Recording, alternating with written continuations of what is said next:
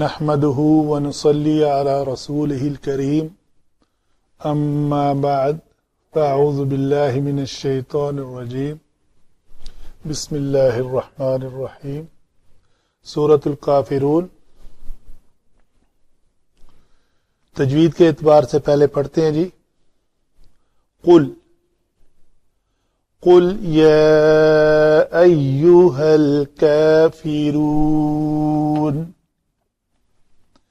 کافرون لا اعبد ما تعبدون ولا انتم عابدون ما اعبد. یہ دال کے اوپر پیش تھی لیکن ہم نے اس کو ساکن کرنا تھا تو دال کے اوپر قلقلہ کیا. وَلَا أَنَا عَابِدٌ مَا عَبَدتُّمْ. دال اور تا دال تو یہ حروف نطعیہ ہیں تو اس کا دال کا تا کے اندر ادغام ہوگا. وَلَا أَنْتُمْ عَابِدُونَ مَا أَعْبُدُ لَكُمْ دِينُكُمْ وَلِيَ دِينِ. صدق اللہ العظیم. جی یہ تھی تجوید کے بارے میں. بڑی سادہ سی آیت ہے. قلقلہ کرنا ہے، مد کرنی ہے، اخفا کرنا ہے. تو آگے چلتے ہیں علم صرف کی جانب. قل بہت بار بنا چکے، فعل امر ہے. سورۃ الناس میں بنایا تھا ہم نے خاص طور پہ، اس پہ ریفر کریں اگر کسی نے لینا ہو. یا حرف ندا ہے. ایو منادا. الکافرون اس ہا جو ہے اس کو کہتے ہیں ہا حرف تنبیہ. الکافرون کاف فا اور را اس کا مادہ ہے کفارہ.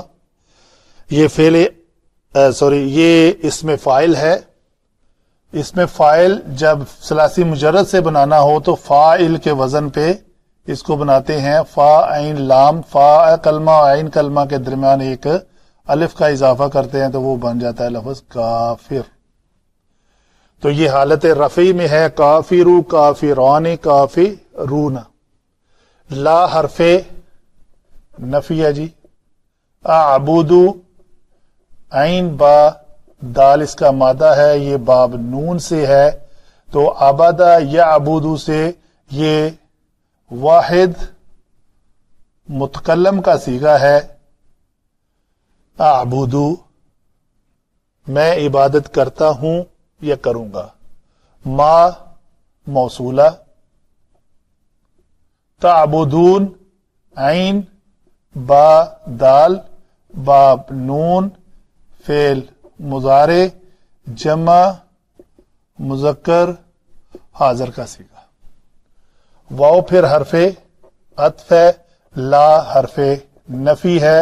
انتم اس میں ضمیر مرفوع منفصل. عابد عین با دال کافر کی طرح عابد فاعل کے وزن پہ یہ بھی بنے گا. عابد یہاں پہ حالت رفعی میں ہے. عابدو عابدانی عابدون. ما جو موصولہ. اعبدو عین با دال فعل مضارع واحد متکلم کا صیغہ.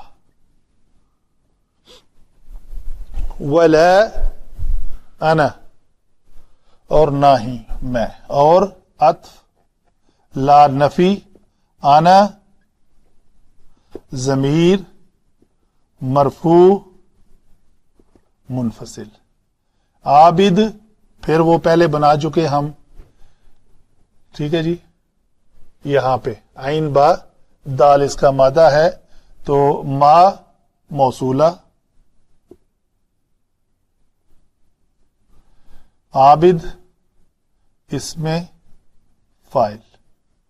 عبدتم کیا ہے جی؟ عین با دال مادہ فعل ماضی ہے اور یہ بھی جمع مذکر حاضر کا صیغہ ہے، واو حرف عطف ہے، لا نفی ہے، یہ انتم اسم ضمیر مرفوع منفصل، پھر یہ عابدون جو ہے ہم بنا چکے، یہ بھی لفظ کر چکے، یہ آیت پوری پہلے ہو چکی، لکم لام جارہ اور یہ کم مجرور ضمیر مجرور متصل، دین اسم، دال یا نون اس کا مادہ ہے، اسم، کم جو ہے یہ بھی ضمیر مجرور مضاف الیہ ہو کر عطف، لیا پھر جار مجرور مرکب جاری، دین پھر اسم۔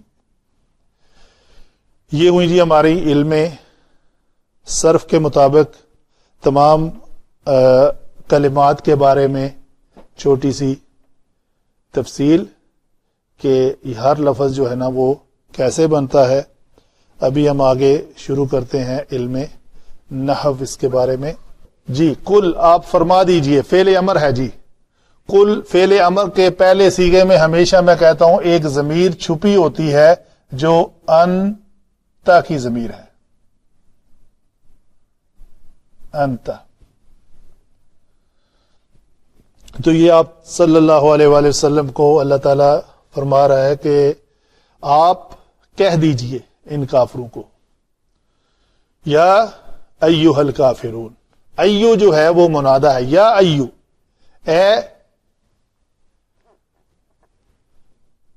وہ لوگوں جنہوں نے انکار کیا۔ کافر، کافر کا لغوی معنی چھپانے کے ہیں، کافر کو کافر اس لیے کہتے ہیں کہ وہ اپنے اندر جو ایمان لانے کی اہلیت ہے نا اس کو چھپا رہا ہوتا ہے، دبا رہا ہوتا ہے کہ میں نہیں ایمان لاؤں گا۔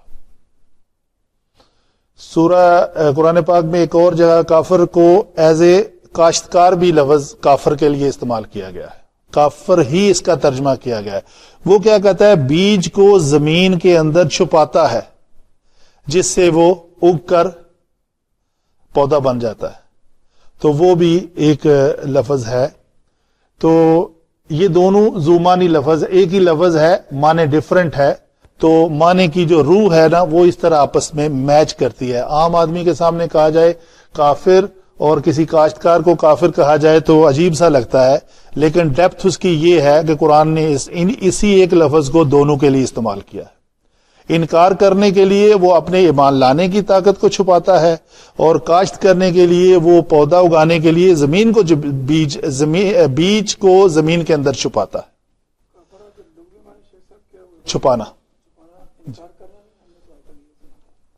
جی، انکار کرنا پھر اس کی تفصیل میں آئے گا نا جی، میں تھوڑا سا بیان کر دیتا ہوں، نوٹ کیا تھا میں نے یہاں پہ۔ کافرہ کا معنی چھپانا، کاشتکار، گناہ کو ڈھانپنا، ٹھیک ہے جی، یہ ہے اس کا لغوی معنی۔ تو یہ شکر کی ضد ہے۔ تو انکار کرنا معنی اسی ضمن میں آئے گا کہ وہ انکار ہی تو کر رہا ہوتا ہے کہ میرے اندر جو ایمان ہے وہ نہیں ہے، اپنے اندر وہ ہے نا۔ اللہ تعالیٰ فرماتا ہے کہ ہم نے فَأَلْهَمَهَا فُجُورَهَا وَتَقْوَاهَا، تو بہرحال تفصیل میں ہم نہیں جاتے۔ کفرہ سے مراد انکار کرنا اس معنی میں آتا ہے کہ وہ اپنے اندر ایمان کی جو صفت ہے اس کو چھپا کر انکار کر رہا ہوتا ہے کہ میں ایمان نہیں لایا، وہ انکار ہو گیا اس کا۔ اچھا جی، الکافرون یہ کیا ہے جی؟ یہ بدل ہے، اس کا مبدل من ہو کیا ہے؟ یہ ہے مبدل من ہو، ٹھیک ہے جی۔ تو اصل میں ندا کس کو دی جا رہی ہے؟ کافروں کو۔ کافر کو حالت رفعی ہونا، یہ چونکہ ایو کا بدل ہے اس لیے ہم کہیں گے یا ایھا الکافرون۔ آگے کیا ہے جی؟ اے کافرو، لا اعبد ما تعبدون، تو اس اعبدو میں واحد متکلم کا چونکہ صیغہ ہے اس میں آنا چھپا ہوا ہے۔ فعل مضارع کی گردان میں 5 صیغے چھپے ہوئے ہیں بالترتیب، ہوا، ہیا، انت، آنا اور نحن. تو یہاں پہ آنا ہے. ٹھیک ہے جی. تو اعبدو کا اس میں یہ علامت ضمیر ہو کر فاعل بنی. پھر اس نے کیا کیا؟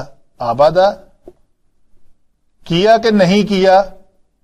اس فعل کی نفی ہو گئی. میں نہیں کرتا ہوں کیا؟ عبادت. کس کی؟ اس ماں کی. اس ماں کو ہم نے کہا موصولہ. تو تعبدون، تو تعبدون میں کیا ہے؟ یہ واو علامت ضمیر ہے، مرفوع اور فاعل. یہ کیا فعل کر رہے ہیں جی؟ جمع کا صیغہ ہے. ما تعبدون، تم سب عبادت کرتے ہو جس چیز کی جس کو تم نے مفعول بنا کر، جس مفعول کے تم فاعل بنے ہوئے ہو، اس مفعول کا میں فاعل نہیں بنتا.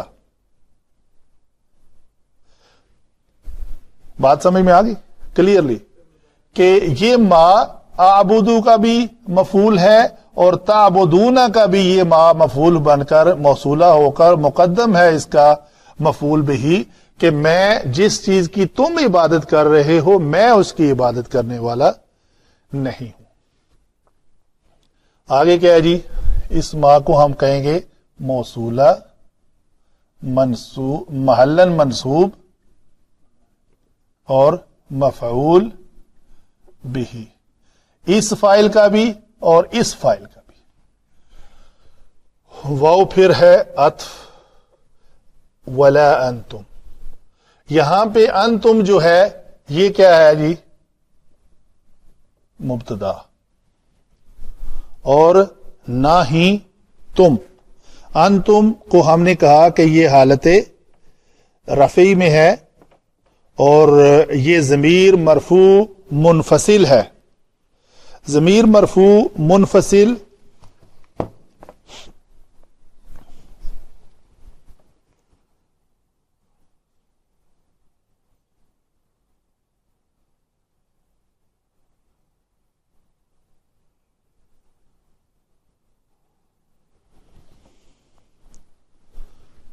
مبتدا ہے اور یہ اس کی خبر ہے. عابدون حالت رفعی میں ہے اور یہ خبر ہے. اور نہ ہی تم عبادت کرنے والے ہو، نہ ہی تم عبادت کرنے والے ہو کس کی؟ ماں کی. پھر یہ اسی طرح یہ ماں جو ہے یہاں پہ بھی ہم کہیں گے یہ محلن منصوب ہے، مفعول بن رہا ہے کس؟ اس عابد کا اور اس اعبدو کا. الٹ ہوگی بات. جس اور نہ ہی تم عبادت کرنے والے ہو ماں جس ذات کی میں عبادت کرتا ہوں. تو اس اعبدو میں اسی طرح آنا چھپا ہوا ہے. علامت ضمیر مرفوع فاعل. فعل کیا ہے؟ آبادہ. مفعول کیا ہے؟ ما. فاعل، فعل، فاعل اور مفعول مقدم ہو کر یہ ایک جملہ ہے جو نفی کر رہا ہے اس لا کے ذریعے. اور نہ ہی تم عبادت کرنے والے ہو جس ذات کی میں عبادت کرتا ہوں. ٹھیک ہے جی. آگے کیا جی؟ ولا انا عابد. ولا یہاں پہ ہم نے اس کو کہا ضمیر مرفوع منفصل، مرفوع ہو کر یہ یہاں پہ مبتدا ہے اور یہ اس کی خبر ہے. ٹھیک ہے جی. یہ اس کی نفی ہو رہی ہے پورے جملے کی. واو جو ہے وہ عطف ہے کس جملے کے اوپر؟ اس جملے کے اوپر. یہ جو جملہ اسمیہ تھا نفی کے ساتھ، مبتدا اور خبر کے ساتھ، یہ جملہ اسمیہ اس کی نفی، اس کا عطف ہے اس واو کے اوپر. اور نہ ہی میں عبادت کرنے والا ہوں ما عبدتم. عبدتم فعل ہے جس میں یہ علامت ضمیر ہے جی. مرفوع اور فاعل فعل کر رہی ہے یہ آبادہ کا. کس مفعول بہی کے اوپر؟ یہ ہے اس کا، یہ ہم کہیں گے محلن منصوب مفعول بہی.